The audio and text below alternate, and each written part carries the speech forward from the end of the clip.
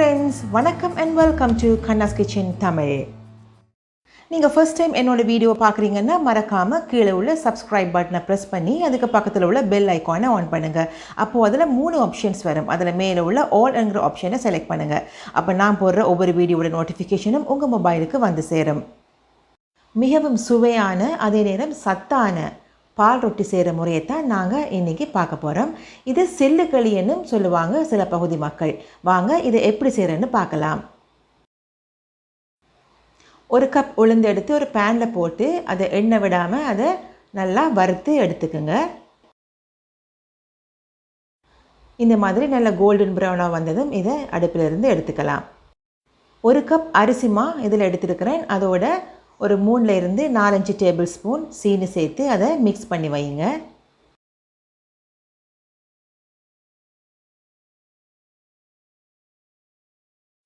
நம்ம வறுத்து வச்ச உளுந்து நல்லா ஆற வச்ச பிறகு ஒரு மிக்ஸி ஜாரில் போட்டு இதை அரைச்சி நல்லா பவுடராக எடுத்துக்கணும்.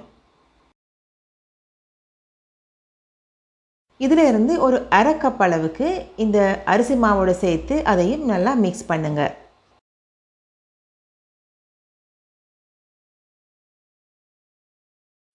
இதோட கொஞ்சமாக உப்பு சேர்த்துக்குங்க. சேர்த்து எல்லாத்தையும் சேர்த்து நல்லா மிக்ஸ் பண்ணிவிட்டு நல்லா சுடுதண்ணி போட்டு இந்த மாவை இடியப்ப மா பதத்துக்கு குழச்சி எடுத்துக்கணும்.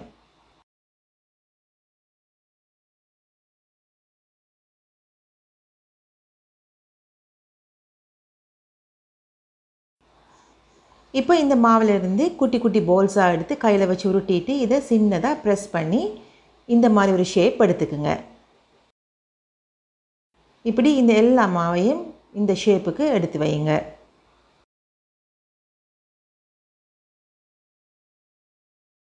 ஒரு ஸ்டீமரை ஹீட் பண்ணி அதில் நாம் உருட்டி வச்சுருக்கிற இந்த மாவை போட்டு நல்லா ஸ்டீம் பண்ணி எடுக்கணும்.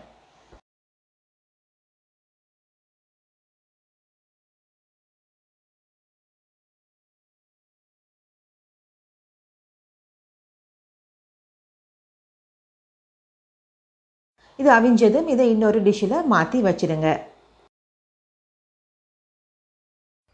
இன்னொரு பேனில் ஒரு 3 கப் தேங்காய் பால், அதாவது இது 2வது அடுத்த தேங்காய் பால், இதை ஊற்றி இதோட உப்பு கொஞ்சம் சேர்த்து இதை நல்லா கொதிக்க விடுங்க. இந்த மாதிரி நல்லா கொதித்து வரும்போது இதில் கொஞ்சம் சீனி சேர்த்துக்கணும்.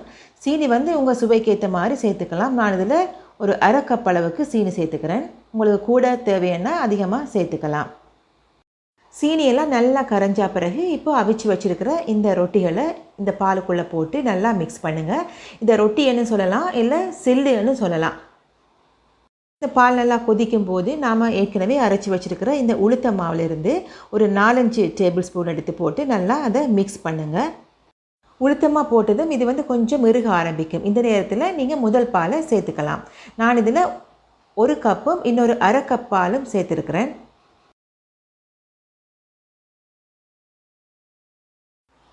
முதல் பாலை சேர்த்து மறுபடியும் ஒரு தடவை ஒரு 4-5 டேபிள் ஸ்பூன் மாதிரி இந்த உளுந்து மாவை போட்டு மிக்ஸ் பண்ணுங்கள்.